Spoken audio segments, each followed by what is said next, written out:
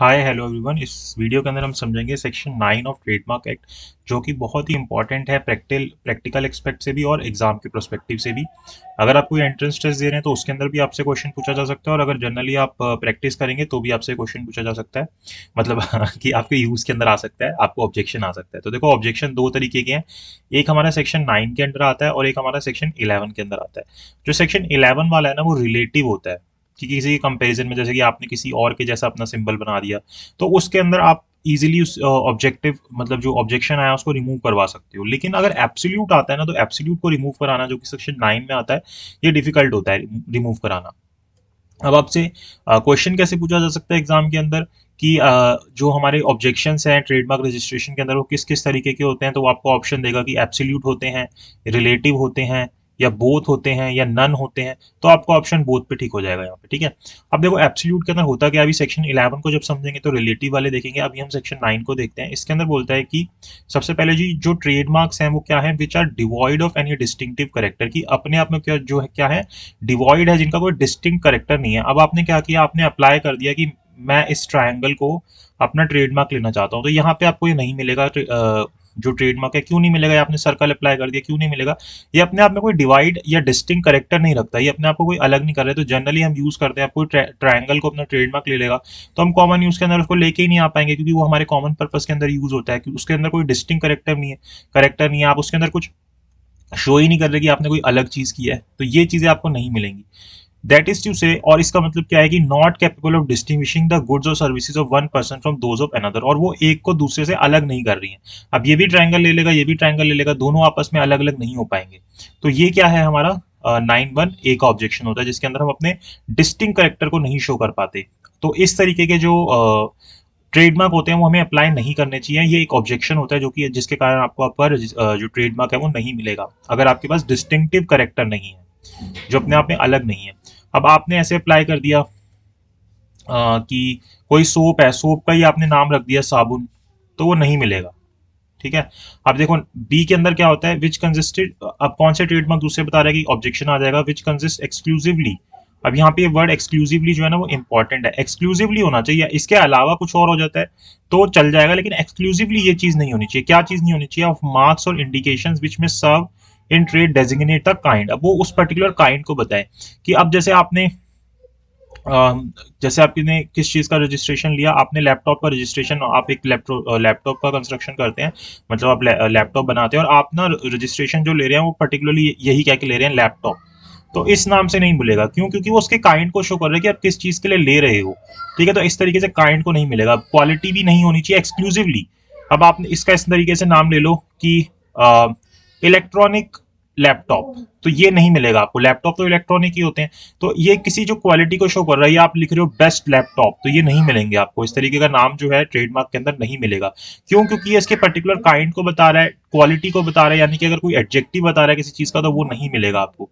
इसी तरीके से कोई क्वांटिटी बता रहे हो कि आप ये लैपटॉप बना रहे हो, आप कह रहे हो 01 लैपटॉप, ऐसे करके क्वांटिटी बता रहे हो कि ये एक ही लैपटॉप है। या चलो, इसकी क्वांटिटी अलग होती है। या आप और क्या चीज बना सकते हो इस तरीके से, मान लो कि आप पानी बना रहे हो, पानी के अंदर आप लिख रहे हो कि 1 लीटर पानी, ऐसे करके आप नाम ले रहे हो उसका, ये नहीं मिलेगा, क्योंकि एक तो ये काइंड बता रहा है और साथ ही साथ उसकी क्वांटिटी बता रहा है, तो ये नहीं मिलेगा।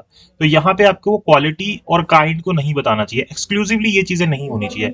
या इंटेंडेड पर्पस ना पता चले उसका, कि आप उसका नाम ले रहे हो पीने का पानी, तो ये नहीं मिलेगा आपको, क्योंकि पानी तो पीने का ही होता है। ये कैसे ले सकते हो आप, फिर तो हम इसको यूज ही नहीं कर पाएंगे जनरल लैंग्वेज के अंदर। ऐसी कोई जियोग्राफिकल ओरिजिन है कि आप ऐसे, जब जैसे कोई किसी ने कोई शॉप खोली और उसकी वो शॉप वहां की है, जैसे उसने अगर मान लो लखनऊ में कोई शॉप खोली और ऐसे नाम ले रहा है लखनऊ स्टोर, उसने ये नाम रखा और इसका वो ट्रेडमार्क अप्लाई कर रहा है, तो उसको नहीं मिलेगा। क्यों, क्योंकि वो जियोग्राफिकल ओरिजिन को शो कर रहा है।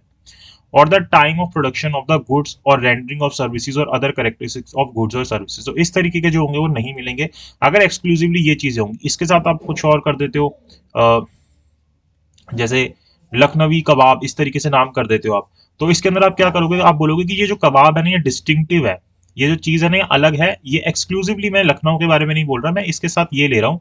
तो मेनली मेरा क्लेम इसके ऊपर है, अगर लखनऊ कोई और वर्ड यूज करता है तो मैं उसको नहीं रोक सकता, लेकिन इस तरीके से इस कॉम्बिनेशन के अंदर अगर कोई यूज करेगा तो मैं उसको फिर रोक पाऊंगा। तो इस तरीके का कॉम्बिनेशन अगर आप यूज करते हो तो वो आपको मिल जाएगा, लेकिन एक्सक्लूसिवली आप बोलो कि लखनऊ स्टोर या लखनऊ इस तरीके की बात करो तो वो नहीं मिलेगा, क्योंकि वो जियोग्राफिकल ओरिजिन की बात कर रहे हैं।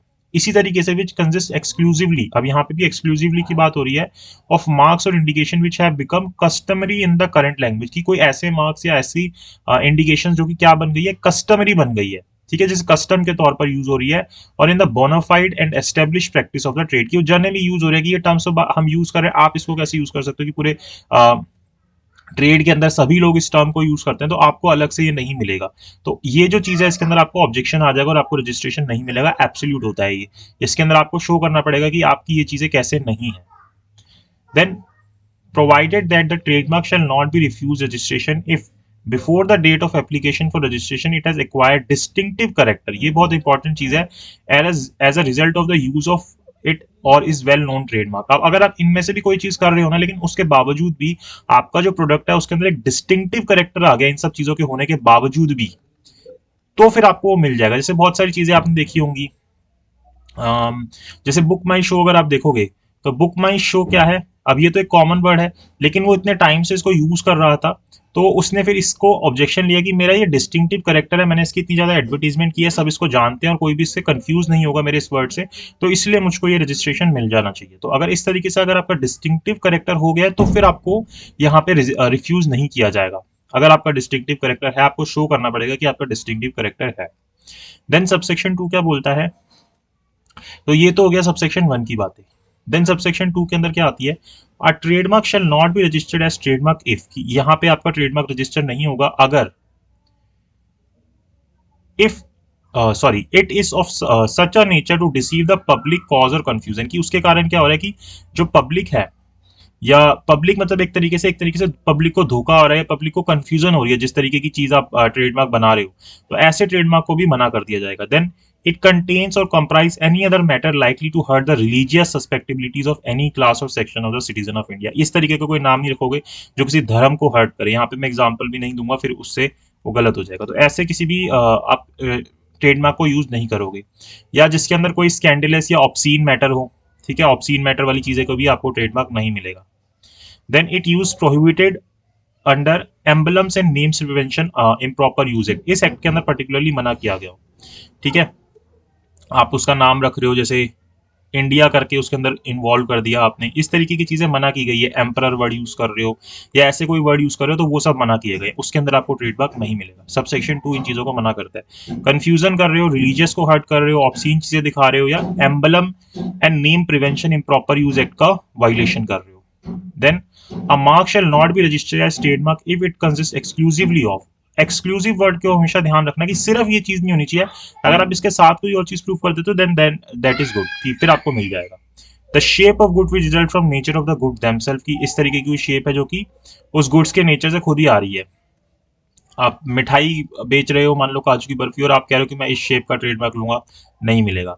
The shape of good which is necessary to obtain technical result, की कोई ऐसी शेप है किसी चीज की जो कि टेक्निकल रिजल्ट के लिए जरूरी है और आप उसी का जो है ट्रेडमार्क ले लेते हो, तो वो नहीं मिलेगा, क्योंकि फिर बाकियों को भी तो यूज करना होगा। The shape which give the substantial value of goods, की जैसे नॉर्मली सब यूज कर रहे हैं और उसी के कारण उस गुड्स को वैल्यू मिलती है, आपने उसी शेप का जो है ट्रेडमार्क ले लिया, तो फिर आपको ट्रेडमार्क नहीं मिलेगा। For the purpose of this section the nature of goods or services in relation to which trademark is used proposed to be you shall not be ground for refusal of registration, तो ये नहीं, मतलब इस section के लिए जो nature of goods हैं या सर्विसेज है in relation to which trademark is used or propose to be use shall not be ground of refusal of registration, कि वो किस पर्पस के लिए यूज होगा या किस लिए यूज हो रहा है, ये ग्राउंड नहीं बनेगा उसको रिफ्यूजल करने का। ग्राउंड्स क्या क्या होंगे जो हमने ऊपर देखे हैं, उसका पर्पस क्या है या किस लिए वो यूज हो रहा है उसको आप ग्राउंड नहीं मानोगे उसके रिफ्यूजल के लिए, कि कोई चीज कोई चीज किसी पर्टिकुलर पर्पस के लिए यूज हो रही है कि आप तो हम इसको देंगे नहीं क्योंकि इस पर्पस के लिए हो रही है, तो ऐसा नहीं होगा, ठीक है। तो ये हमारा सेक्शन 9 बोलता है और बहुत इंपॉर्टेंट है एग्जाम के परस्पेक्टिव से भी और अगर आप नॉर्मल प्रैक्टिस में है उसके अंदर भी। देन सेक्शन 10 11 हम देखेंगे नेक्स्ट वीडियो के अंदर, 11 को हम नेक्स्ट में ही देखेंगे क्योंकि 11 भी अपने आप में एक इंपॉर्टेंट सेक्शन है, दोनों ही पॉइंट से, प्रैक्टिस और एज वेल एज एग्जाम के परस्पेक्टिव से भी। यहाँ पे सेक्शन 10 को भी देख लेते हैं, लिमिटेशन एज टू कलर की बात की गई है। अ ट्रेडमार्क में बी लिमिटेड होली और in part to any combination of colors, and any such limitation shall be taken into consideration by tribunal having to decide on the distinctive character of the trademark। कि आप किस तरीके से colour combination कर रहे हो कि वो आपको डिस्टिंक्टिव कर रही है, तो वो भी चीज़ जो है वही देखेगी जो ट्रिब्यूनल है कि आपका कोई डिस्टिंक्टिव करेक्टर आ रहा है या नहीं आ रहा है।